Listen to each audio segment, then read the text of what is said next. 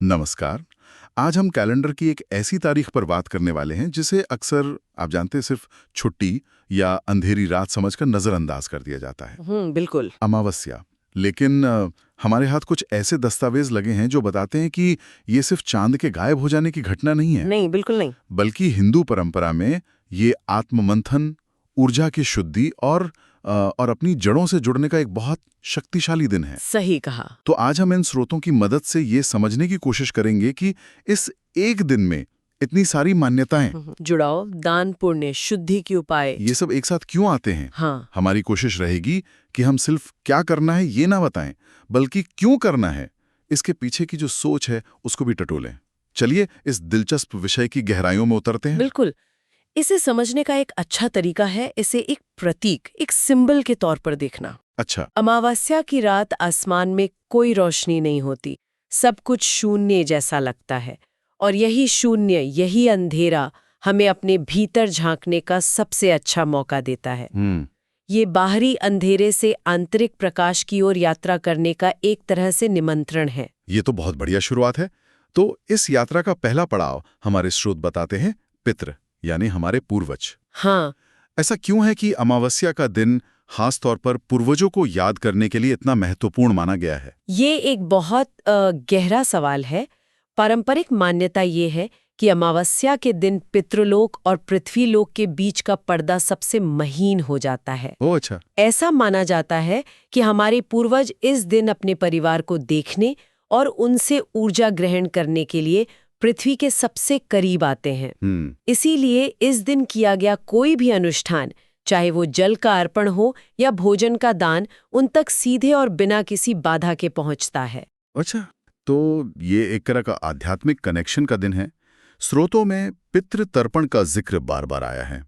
ये प्रक्रिया क्या है और क्या इसे कोई भी सामान्य व्यक्ति घर पर कर सकता है? हाँ, इसकी सबसे बड़ी खूबी यही है कि ये बहुत सरल है। तर्पण का मतलब ही है तृप्त करना। ठीक है। इसके लिए दक्षिण दिशा की ओर मुंह करके, हाथ में जल, काले तिल और कुश घास लेकर पूर्वजों का ध्यान करते हुए जल अर्पित किया जाता है। और अगर मंत्र ना आते हो तो भी, अगर कोई मंत्र नहीं भी आते, तो भी सिर्फ ओम पितृभ्यो नमः बोलना ही पर्याप्त माना गया है। असल में ये क्रिया हमें साइकोलॉजिकल स्तर पर भी बहुत प्रभावित करती है। वो कैसे? मेरा मतलब है, ये एक धार्मिक कर्मकांड से ज्यादा कैसे है? देखिए, आज की भागदौड़ भरी जिंदगी में जहां परिवार छोटे हो रहे हैं और लोग अपनी जड़ों से कट रहे हैं, ये अनुष्ठान एक ठहराव लाता है। ये हमें याद दिलाता है कि हमारा अस्तित्व अकेले नहीं है, हम एक लंबी वंश परंपरा का हिस्सा है। ये अपनी पहचान को मजबूत करने और कृतज्ञता का भाव जगाने का एक बहुत शक्तिशाली तरीका है। मतलब ये सिर्फ पानी देना नहीं है? नहीं, ये सम्मान और यादों को सींचना है। आपने काले तिल का जिक्र किया। कई चीजें अर्पित की जा सकती हैं, पर काले तिल पर इतना जोर क्यों? क्या इसका कोई खास प्रतीकात्मक अर्थ है? यह बहुत अच्छा सवाल है। यहाँ पर ज्योतिष और आध्यात्म का संगम दिखता है। अच्छा। काले तिल का संबंध शनि ग्रह से माना जाता है, जो कर्म और न्याय के देवता हैं। तो जब हम काले तिल का उपयोग या दान करते हैं, तो हम एक ही कर्म से दो लक्ष्य साध रहे होते हैं। मतलब एक तीर से दो निशाने? बिल्कुल। एक, हम पितृदोष को शांत कर रहे हैं, और दूसरा, हम शनि से जुड़ी बाधाओं को भी दूर करने की प्रार्थना कर रहे हैं। ये दिखाता है कि ये अनुष्ठान कितने बहुस्तरीय हैं। और पितरों को भोजन कराने की भी बात कही गई है। साथ ही स्रोतों में इस दिन खुद के खानपान पर भी कुछ पाबंदियों का जिक्र है। क्या इन दोनों में कोई संबंध है? हाँ, सीधा संबंध है। ये अनुशासन और शुद्धि का सिद्धांत है। एक तरफ हम ब्राह्मण या किसी जरूरतमंद को भोजन कराकर अपने पूर्वजों को तृप्त करने का प्रयास करते हैं। भगवत गीता के 7वें अध्याय का पाठ भी इसीलिए सुझाया गया है, क्योंकि यह आत्मा की शांति से जुड़ा है। ठीक है। और दूसरी तरफ हमसे अपेक्षा की जाती है कि हम खुद सात्विक भोजन करें। तामसिक भोजन जैसे मांस, मदिरा, प्याज, लहसुन, इनसे परहेज करने को कहा गया है। इसके पीछे क्या तर्क है? इसका तर्क ये है कि ऐसा भोजन शरीर में भारीपन और मन में चंचलता लाता है, जो इस दिन की आध्यात्मिक गंभीरता के अनुकूल नहीं है। तो ये बाहर और भीतर दोनों स्तरों पर शुद्धि की प्रक्रिया है। तो ये पूर्वजों का सम्मान और आत्म अनुशासन साथ साथ चलते हैं।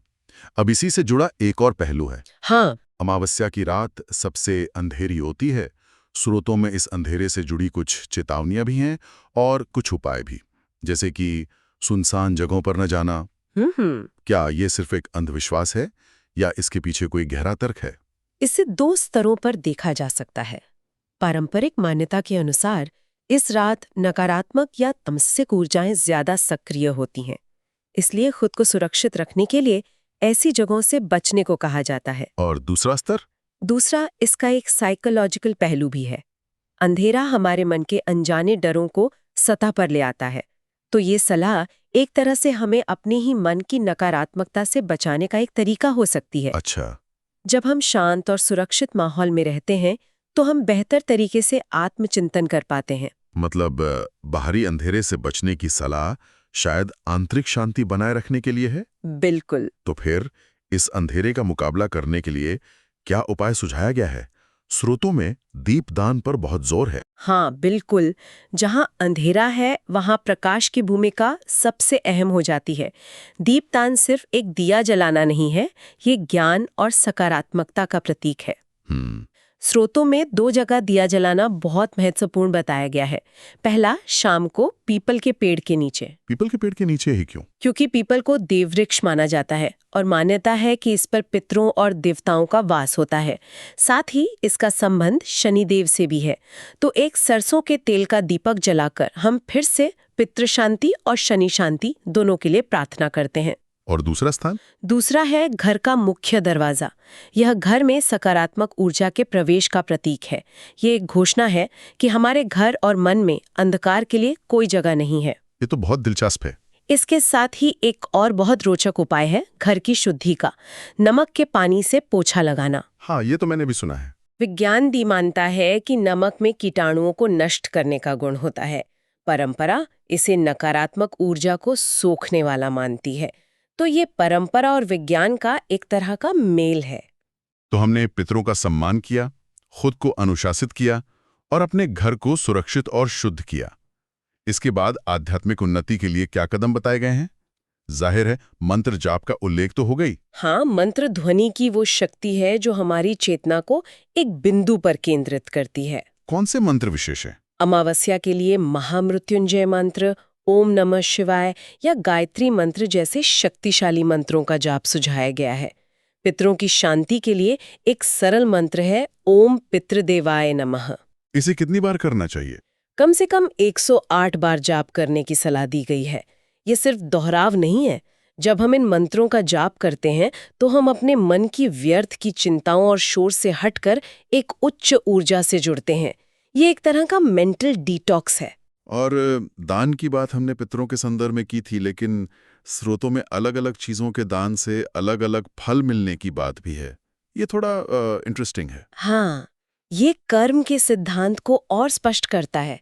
यहाँ हर दान के पीछे खास मंशा जुड़ी है। जैसे काले तिल का दान, जैसा हमने बात की, पितृदोष और शनि बाधा के लिए है। ठीक है। अन्न का दान अक्षय पुण्य देता है, यानी ऐसा पुण्य जो कभी खत्म न हो। ये जीवन की मूल आवश्यकता को पूरा करने से जुड़ा है। और वस्त्रों का दान? वस्त्रों का दान ग्रहों की पीड़ा को शांत करने वाला माना गया है, क्योंकि ये तन ढकने यानी सम्मान और सुरक्षा प्रदान करने का प्रतीक है। और गौ सेवा? और गौ सेवा को तो समस्त दोषों का निवारण करने वाला कहा गया है, क्योंकि गाय को हिंदू धर्म में माँ का दर्जा दिया गया है और उसकी सेवा सभी देवताओं की सेवा के बराबर मानी जाती है। ये सिर्फ मनुष्यों या देवताओं तक ही सीमित नहीं है। मुझे ये बात बहुत अच्छी लगी कि स्रोतों में पशु पक्षियों की सेवा पर भी जोर दिया गया है। बिल्कुल। और ये हिंदू दर्शन के मूल सर्वम खल्विदम ब्रह्म, मतलब सब कुछ ब्रह्म है, को दर्शाता है। ये दिखाता है कि करुणा और सेवा सिर्फ इंसानों के लिए नहीं है। काले कुत्ते को रोटी खिलाना जो शनि और भैरव से जुड़ा है। कौओं को भोजन देना भी सुना है। हाँ, कौओं को भोजन देना, क्योंकि कौओं को पितरों का संदेशवाहक माना जाता है। चींटियों को आटा डालना या मछलियों को आटे की गोलियां खिलाना, ये छोटे छोटे काम हमें ये सिखाते हैं कि हम इस प्रकृति का एक हिस्सा हैं, उसके मालिक नहीं। ये सह अस्तित्व का पाठ है। हाँ, सम्मान का पाठ है। तो अगर हम इन सब बातों को एक साथ देखें तो इस दिन के लिए एक पूरी जीवन शैली या आचार संहिता बताई गई है। एक और सवाल मन में आता है, पूछिए। क्या सभी अमावस्या एक जैसी होती हैं? स्रोतों में सोमवती और शनि अमावस्या का विशेष उल्लेख है, इनका क्या महत्व है? नहीं, सभी एक जैसी नहीं होती। जब अमावस्या सोमवार या शनिवार को पड़ती है तो उसकी ऊर्जा और महत्व कई गुना बढ़ जाते हैं। अच्छा। ये ग्रहों के संयोग की तरह है। सोमवती अमावस्या यानी जो सोमवार को पड़े, उस दिन चंद्र तत्व प्रधान होता है।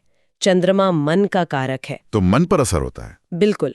इसलिए इस दिन भगवान शिव जो चंद्रमा को अपने मस्तक पर धारण करते हैं, उनकी पूजा, जैसे शिवलिंग पर जल और दूध चढ़ाना, इसे मानसिक शांति और भावनात्मक संतुलन के लिए बहुत प्रभावी माना जाता है। और शनि अमावस्या? और शनि अमावस्या जो शनिवार को पड़ती है, उस दिन न्याय और कर्म के देवता शनि का प्रभाव होता है।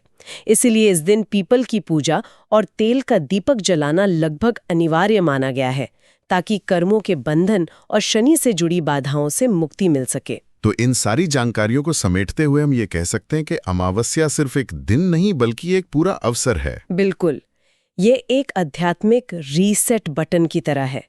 एक मौका जब आप अपने अतीत यानी पितरों के प्रति आभार व्यक्त करते हैं, अपने वर्तमान यानी स्वयं और घर को शुद्ध करते हैं, और अपने भविष्य यानी कर्म को दान और सेवा से बेहतर बनाते हैं। इसमें सबसे अच्छी बात यह है कि ये बहुत सरल है।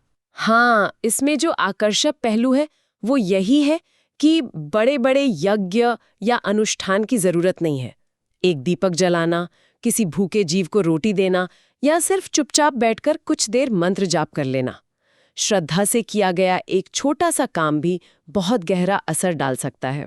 तो ये सारे कर्मकांड आखिर हमें कहाँ ले जाते हैं? इनका अंतिम लक्ष्य क्या है? इनका अंतिम लक्ष्य आत्मानुशासन से आंतरिक शांति तक पहुंचना है। उपवास शरीर को साधता है, मौन मन को साधता है। दान अहंकार को कम करता है।